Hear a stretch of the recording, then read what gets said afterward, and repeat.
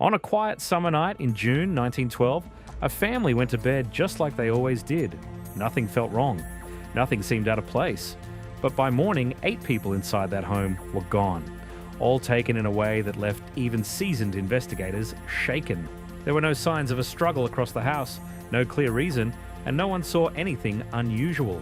What made this case even more unsettling was that the killer didn't just strike and run.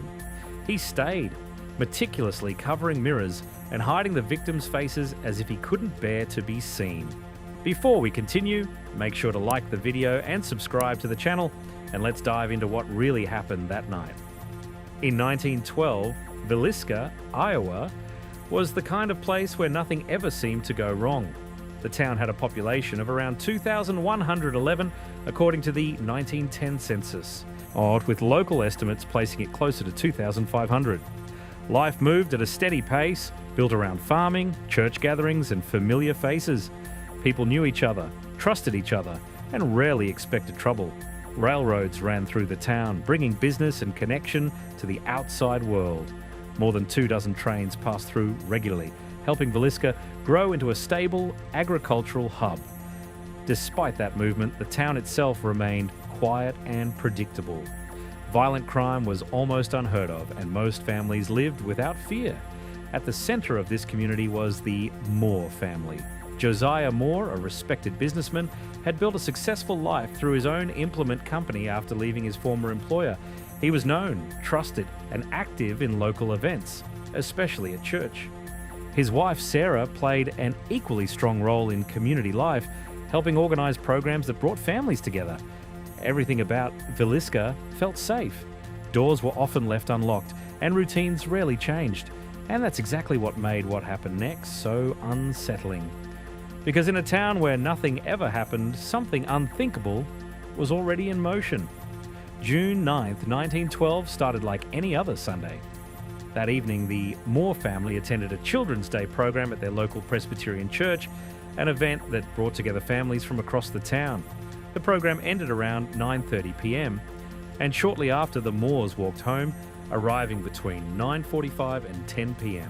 Nothing about the night felt unusual. 2 young guests, sisters Ina and Lena Stillinger, had joined them for the evening and were invited to stay overnight. It was a simple, common thing in a close-knit town like Villisca. By around 11 p.m, all 8 people inside the house had settled in for the night. Each person went to their assigned room, following a routine that had likely been repeated many times before. There were no signs of worry, no locked doors or extra precautions. The house was quiet. What no one inside realized was how vulnerable that normal routine had made them. The back door was believed to have been left unlocked, something that was not unusual in a place where people felt safe. Everything about that night looked ordinary from the outside, but inside that house, something was already waiting in the silence. Sometime after midnight, inside that quiet house, the attack began. The estimated time of death was placed between midnight and 5 a.m, during the hours when everyone was deeply asleep. What followed was not rushed or chaotic. It was controlled, moving step by step through the home. The attacker started upstairs in the parents' bedroom. Josiah Moore was struck with extreme force, receiving over 30 blows to the head, far more than any other victim. His injuries were so severe that his face was completely destroyed. His wife, Sarah, was attacked next in the same room. From there, the attacker moved into the children's rooms. Herman, Catherine, Boyd, and Paul were each attacked in their beds. The pattern remained the same. The blows were directed at the head, and most of them never had a chance to wake up. The weapon used was the family's own axe, a common household tool at the time, in most cases, and the blunt side of the axe was used, creating crushing injuries rather than cuts. The final room was downstairs, where the 2 visiting sisters were sleeping. One of them, Lena, showed signs that she may have woken up and tried to resist. The entire house was silent again when it was over. But what the attacker did next made the scene even more disturbing. What happened after the attack is what made this case even harder to understand. The actions inside the house did not match someone in a hurry. They suggested time, control, and something far more unsettling. Every mirror in the house was covered using clothing and fabric taken from inside the home. Windows were also covered, blocking any view from the outside. It was as if the attacker did not want to be seen, even by reflections. The victims themselves were also covered with bedding and clothes. Their faces in particular were hidden. This detail appeared throughout the house, repeating again and again. In the kitchen, a strange scene was left behind. A 4-pound slab of bacon had been taken out and placed near the axe. Food was left untouched and a bowl of bloody water was found on the table. These details showed that the person responsible stayed inside the home even after everything was done. The axe itself was left at the scene, partially cleaned, but still marked.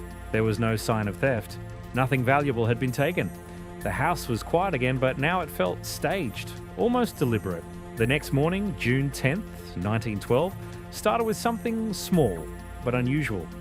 Around 7 a.m., a neighbour named Mary Peckham noticed that the Moore family had not come out to do their morning chores.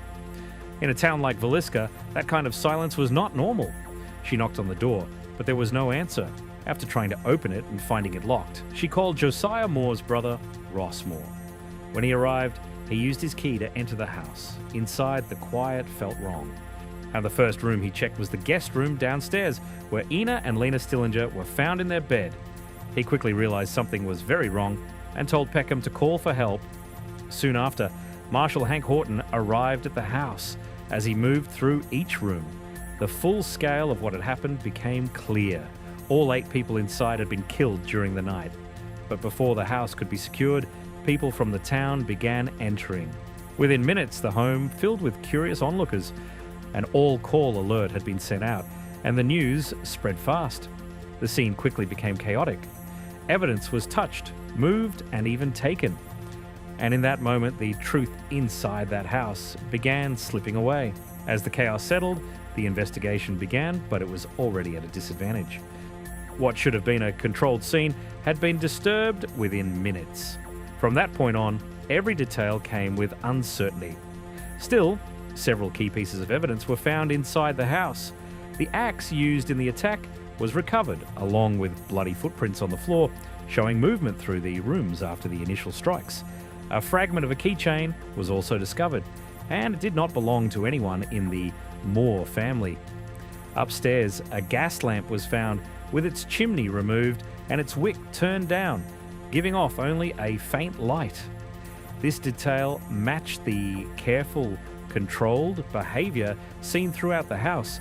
Outside, an imprint in the hay near the barn suggested someone may have been watching the home before entering. Despite these clues, the tools available in 1912 were limited. Yet there was no way to analyze fingerprints properly, no DNA testing, and no reliable way to connect physical evidence to a person. Witnesses were questioned, but nothing led to a clear answer. There were clues everywhere, but no direction. And with no solid suspect, attention quickly turned to the people who might have had a reason. Over time, several suspects were identified, each with different motives, but none could be proven responsible. One of the most talked about figures was Reverend George Kelly, a travelling minister who was in town the night of the murders. He later confessed, giving detailed descriptions of the crime, but his confession was not believed, and he was eventually acquitted. Another name that surfaced was Frank F. Jones, a wealthy businessman. Josiah Moore had once worked for him before starting his own business, which created tension between the two. There were rumours of personal conflict, but no solid evidence connected him to the crime. Then there was Henry Lee Moore, a man later convicted of killing members of his own family with an axe. His method showed similarities, but again, nothing placed him inside the Villisca house that night. As more cases were compared, a larger theory began to form. Between 1911 and 1912, a series of similar attacks occurred, targeting entire families in their homes, often near railroad lines. Some estimates suggested this pattern could be linked to 24 to 30 victims. But even with these connections, no one was ever charged. And more than a century later, the identity of the killer remains unknown. The Villisca axe murders left a scar on Iowa that never truly healed. From the peculiar Reverend George Kelly and his divine, slay utterly confession to the terrifying theory of a cross-country serial killer on the rails, every lead eventually hit a dead end. The botched crime scene, trampled by curious townspeople, ensured that any real clues vanished before they could be found. Today, the Moore House still stands, a silent monument to a night of unexplained evil. It serves as a haunting reminder that in some cases, The most disturbing part isn't the crime itself, but the fact that the killer simply walked away into the dark. People pay to stay overnight in the house today. What do you think? Is this the right way to remember the victims, or just macabre tourism? Was Reverend Kelly just a guilty man or a troubled one looking for attention? Comment your thoughts below.